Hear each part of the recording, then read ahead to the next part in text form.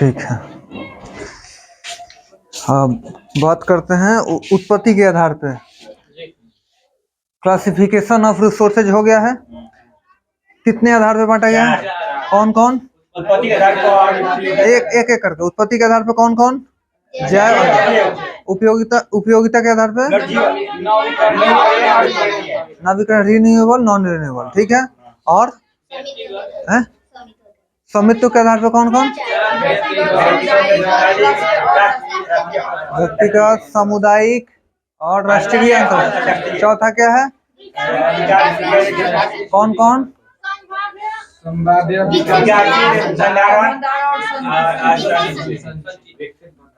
वाह, ऐसा तो परफॉर्मेंस तगड़ा है भाई। संसाधन क्या है, ये क्लियर है? बहुत बढ़िया। संसाधन जो है वो प्रकृति की देन है? नहीं। Okay okay. अब काइंड अब पढ़ते हैं पहला उत्पत्ति के आधार पर। उत्पत्ति के आधार पर हो गया। हाँ, मुझे पता है हो गया है। एक बार रिकॉल कर लेते हैं। ठीक है। उत्पत्ति के आधार पर। ठीक है। उत्पत्ति के आधार पर दो है ना, जैव और अजैव। ओके। जैव का मतलब है वैसे, रुको। हाँ रुको एक मिनट। वैसे संसाधन जो जैव मंडल से प्राप्त होते हैं क्या कहलाते हैं? रुको, वैसे संसाधन जो जैव मंडल से प्राप्त होते हैं तथा जिनमें जीवन व्याप्त होता है वो क्या कहलाते हैं? ठीक है। मैं इतना सिर्फ लिख देता हूँ, जैव मंडल से प्राप्त। सर ये नहीं हो सकता है जो हमें प्राकृतिक के द्वारा। और दूसरा जीवन व्याप्त। ठीक है। कौन कौन आएंगे इसमें? मनुष्य, प्राणी जात, और क्या आएगा? वनस्पति, पशुधन। ठीक है। दूसरा अजैव, निर्जीव पदार्थों से बने। अजैव संसार, ये इजी था। अरे तो वो भी तो हो सकता है ना, सजीव वस्तु। ए बायोटिक है। ये कौन है? बायोटिक। ये on the basis of origin हो गया। ओके। अजैव संसाधन वे कहलाते हैं जो नॉन लिविंग थिंग से बने होते हैं। Resources that are made of non living things is called abiotics. जैसे एग्जांपल में यहाँ लिख देते हैं, non living things made of non living things. ठीक है। इसमें क्या हो सकते हैं? मिनरल्स हो सकते हैं, और रॉक हो सकते हैं, और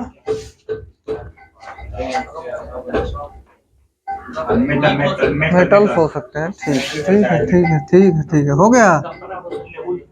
अब किसी को जैव अजैव में कोई समस्या नहीं है ना? समस्या तुमको समस्या है तो दूसरा क्या पढ़ना है?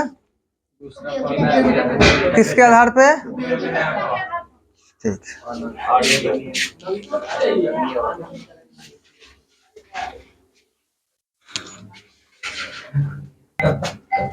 हो गया।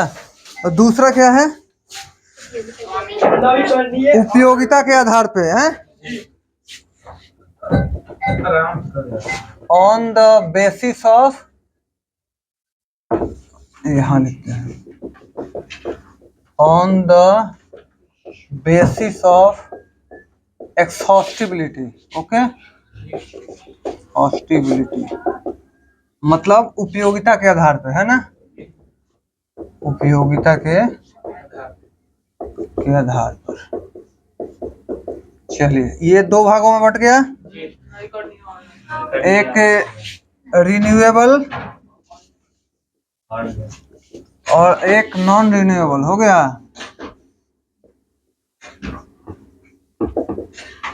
एक हिंदी में नवीकरणीय अब देखो ना इसको,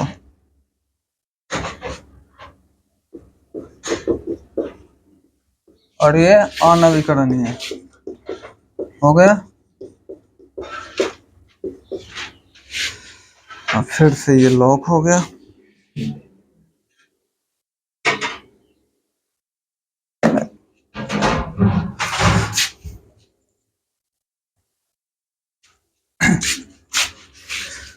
नवीकरणीय संसाधन समझो, रिन्यूएबल वैसे संसाधन जिसे भौतिक, रासायनिक या यांत्रिक किसी भी विधि द्वारा पुनः प्राप्त किया जा सके, क्या कहलाता है? ओके, वैसे संसाधन जिनकी पुनः प्राप्ति संभव हो भौतिक, रासायनिक या यांत्रिक विधि द्वारा, ठीक है, वो कौन से संसाधन कहलाएंगे? नवीकरणीय संसाधन कहलाएंगे। समझ गए? वैसे संसाधन जिनकी पुनः प्राप्ति, ठीक है, रिन्यूएबल मतलब फिर से नया किया जा सकते, वो कौन से संसाधन कहलाएंगे? कौन कौन से आएंगे संसाधन इसमें? जल आएगा, पुनः प्राप्ति योग्य है कि नहीं? वाटर साइकिल चलता रहता है, पानी ऊपर जाता है फिर आता है, ठीक है। और चीजें बोलो, हवा, सूरज का प्रकाश, ठीक है, मतलब वाटर, विंड, एयर और विंड में अंतर है? हाँ बताएं। हाँ, एयर स्थिर रहता है, विंड यानी जिसमें गतिशीलता होती है। समझ रहे हैं ना? सब चीजें एक एक पॉइंट है, थोड़ा थोड़ा का अंतर हो जाएगा। जैसे भार और द्रव्यमान में अंतर होता है, उस दिन मैंने वीडियो डाला है। तो सब चीजें ये छोटी छोटी है लेकिन ध्यान देने वाली हैं। समझ रहे हैं आप?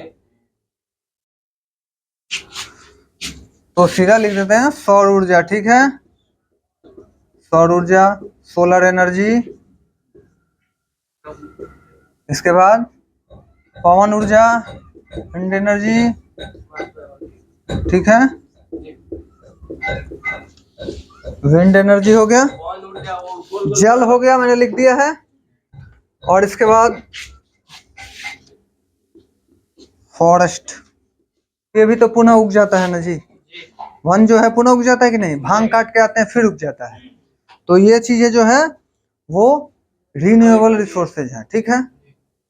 वाइल्ड लाइफ भी हो जाएगा, मतलब जैसे वाइल्ड लाइफ का मतलब वन में रहने वाले प्राणी हो गए, ठीक है। हाँ, तो तुमको नष्ट कर देंगे तो तुम फिर नहीं आएगा लेकिन मानव आएगा, ठीक है। तो रिन्यूएबल का सीधा सा मतलब है कि जिसे पुनः प्राप्त किया जा सके। इसके लिए 3 विधियां हैं। कौन कौन? केमिकल, फिजिकल और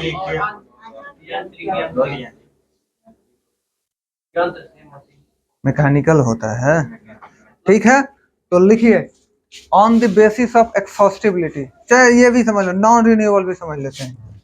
नॉन रिन्यूएबल का मतलब देखो, इसे रिप्लेनेसिबल भी बोलते हैं। क्या? रिप्लेनेसिबल, ऑल्सो नॉन एज रिप्लेनेसिबल। इसका मतलब है या पुनः पूर्ति योग्य संसाधन भी कहा जाता है। नवीकरणीय संसाधन को पुनः पूर्ति योग्य भी संसाधन कहा जाता है। ओके, अब बचता है अनवीकरणीय संसाधन, ठीक इसका उल्टा है, जिसकी प्राप्ति नहीं की जा सकती, ठीक। और कुछ ऐसे कंडीशन है जो प्राप्त होंगे लेकिन बहुत लाखों करोड़ों वर्ष लग जाएगा, जैसे फॉसिल फ्यूल्स हो गए, जीवाश्म ईंधन, कोयला वोयला 10 दिन में तो बनेगा नहीं भाई। कोयला बनने के लिए एक प्रक्रिया है। मिट्टी भी बनता है, बहुत टाइम लगता है उसमें। वो तो आगे पढ़ेंगे हम लैंड रिसोर्सेज। तो रिसोर्सेज पढ़ लेने का मतलब ये होता है कि तुम लगभग चीजें जान गए। लैंड रिसोर्सेज कहाँ कितना है, कैसे कहाँ पे खेती होती है, कितने जगह पे क्या बोया जाता है, ये चीजें तुम सीख जाओगे लैंड रिसोर्सेज, ठीक है। इसके बाद ये भी सीख जाओगे कि लैंड डिग्रेडेशन हो रहा है, लैंड का निम्नीकरण हो रहा है, तो उसे कैसे ठीक किया जाएगा, पेड़ पौधे कहाँ लगाए जाएंगे। वाइल्ड रिसोर्सेज पढ़ लोगे तो तुम्हें पता चल जाएगा जंगल कहाँ कहाँ कितना है, कहाँ जंगल बढ़ाने की आवश्यकता है।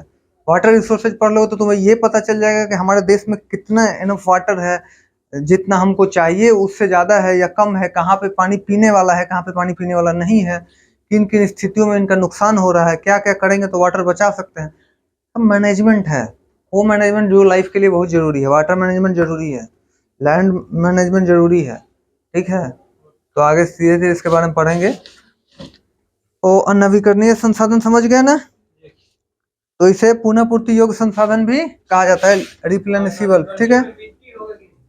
हैं? हाँ भाई,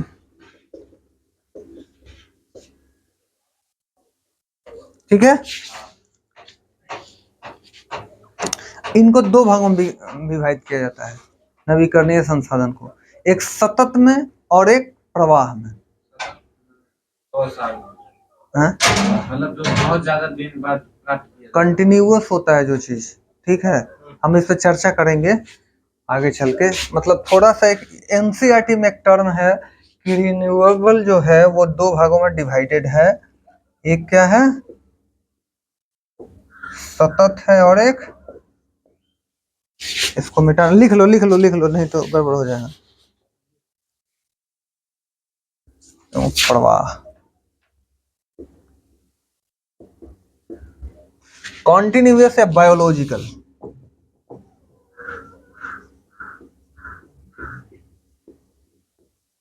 लिख लो भाई, ये लिख ले, रिन्यूएबल रिसोर्सेज लिखो, नवीकरणीय संसाधन बोले।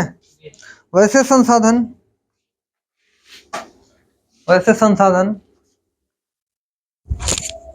जिन्हें भौतिक रासायनिक और जिन्हें भौतिक रासायनिक और जिन्हें भौतिक रासायनिक और यांत्रिक प्रक्रिया द्वारा यांत्रिक प्रक्रिया द्वारा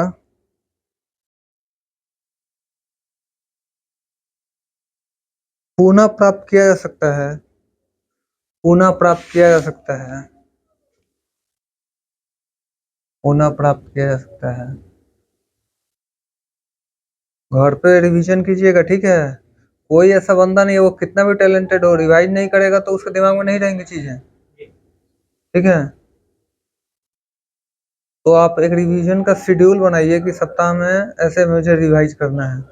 या मैथ्स, मैथ्स तो डेली प्रैक्टिस में रहेगा, तो वो चीजें आप मैथ्स डेली प्रैक्टिस में रहना चाहिए।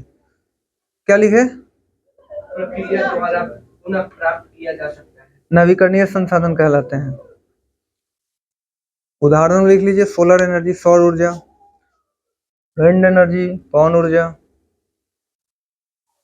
सौर ऊर्जा पवन ऊर्जा लिख लीजिए। जल, वन एवं वन्य जीव संसाधन लिख लो, वन एवं वन्य जीव, वन्य प्राणी, वन एवं वन्य प्राणी, हो गया। हट जाता हूं मैं।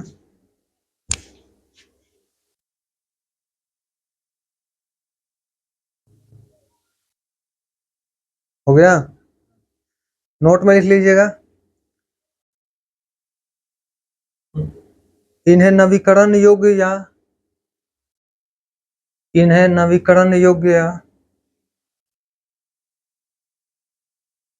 योग्य पुनः पूर्ति योग्य संसाधन भी कहते हैं, पुनः पूर्ति योग्य संसाधन भी कहते हैं, पुनः पूर्ति योग्य संसाधन भी कहते हैं। ओके, देन हो गया। योग्य बोला है मैंने, नवीकरण योग्य, ठीक है। अब रिन्यूएबल रिसोर्सेज को दो भागों में बांटा गया, एक कंटिन्यूअस यानी सतत है और एक प्रवाह है, या जैव संसाधन में बोल सकते हैं, बायोलॉजिकल जैव। वहां पे लिखा है मैंने, देखो नवीकरणीय, लिख लो उसको भी नीचे। नवीकरण को दो भागों में बांट दो, renewable resources are classified into continuous and biological. सतत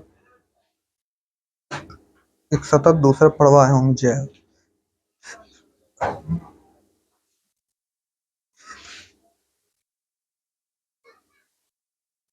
कंटिन्यूअस और स्लो खत्म, मिटाएं। इसको रहने देते हैं, नॉन रिन्यूएबल लिख लेना पड़ेगा तुमको है? ये वो उसको बाद में देख लेंगे, ठीक है। नॉन रिन्यूएबल लिख लो अभी। वो मतलब एक दे दिया है, एक्सपेंड किया है, लेकिन उसकी जरूरत नहीं है।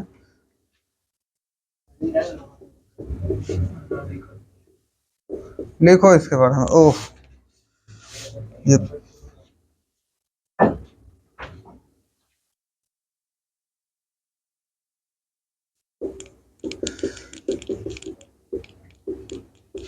हो गया, लिख लो ये बकवास।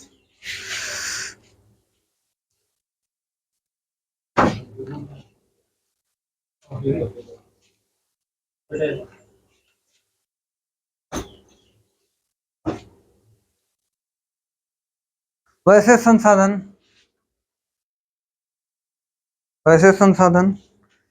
जिनका विकास एक लंबे भूवैज्ञानिक प्रक्रिया के द्वारा होता है, मैं वो होता है लेकिन हाँ, ऐसे संसाधन जिनका विकास एक लंबे भूवैज्ञानिक अंतराल में होता है। वैसे संसाधन जिनका विकास एक लंबे भूवैज्ञानिक अंतराल में होता है।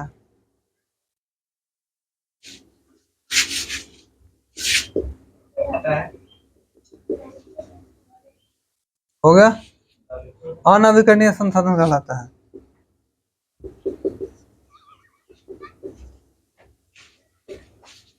हो गया, एग्जाम्पल में लिख लो, मिनरल्स, फॉसिल फ्यूल्स।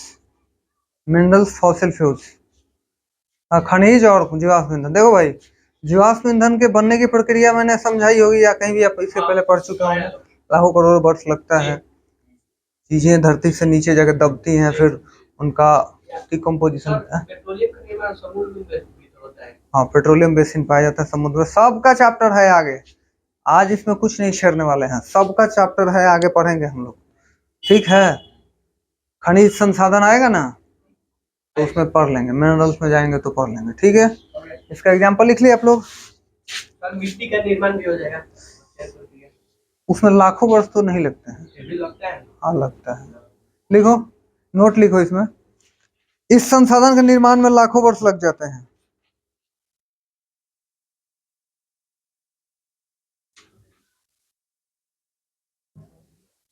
इस संसाधनों के निर्माण में, चाहे इस संसाधन के निर्माण में लाखों वर्ष लग जाते हैं। अब ये भी दो प्रकार के होते हैं, देखो, एक चक्रीय और एक अचक्रीय।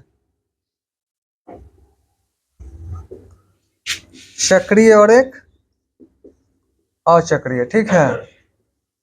क्या हो सकता है? चक्रीय और अचक्रीय। इसके कहने का मतलब है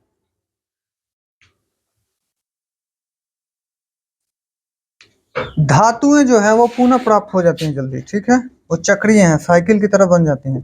लेकिन यहाँ जो जीवाश्म ईंधन है, ये तो बनने के चांसेस बहुत कम होते हैं, वो लाखों करोड़ों वर्ष लग जाते हैं, ठीक है। एक बार जहाँ कोयला का माइंस है, कोल माइंस, वहां से कोयला निकाले खर्च कर दिए तो वहां बनेगा फिर कोल? नहीं बन सकता है, ठीक है, तो समझ लीजिए। ओके, तो हम लोगों ने बात किया कि on the basis of exhaustibility there are two types of resources, renewable and non renewable. Renewable resources that are obtained by physical, chemical and mechanical process, but non-renewable are non-renewable cannot obtain। अगर पाए भी जाते हैं तो लाखों वर्षों time लग जाता है, ठीक है। Renewable resources are divided into two types, continuous और बायोलॉजिकल। इस पर चर्चा नहीं किए हैं, ठीक है, छोड़ रहे हैं। रिन्यूएबल रिसोर्सेज के एग्जांपल्स हैं सोलर एनर्जी, विंड एनर्जी और वाटर, ठीक है, forest and wild life resources, ठीक है। नॉन रिन्यूएबल के हैं मिनरल्स, फॉसिल फ्यूल्स। इसको दो भागों में बांटा गया है, चक्रीय, अचक्रीय। चक्रीय में धातुएं आएंगी, अचक्रीय में जीवाश्म ईंधन आएगा। Is that clear? On the origin of, on the basis of origin clear, on the basis of exhaustibility clear, दिमाग में पूरी तरह से सेट हो गया है। आज इतना ही रहने देते हैं। हाँ, इसको लिख लो, बाकी तुम्हारा अपलोड हो जाएगा, तुम्हें जब रिवीजन करना हो करते रहना, ठीक है। यही बेनिफिट है तुम लोगों का।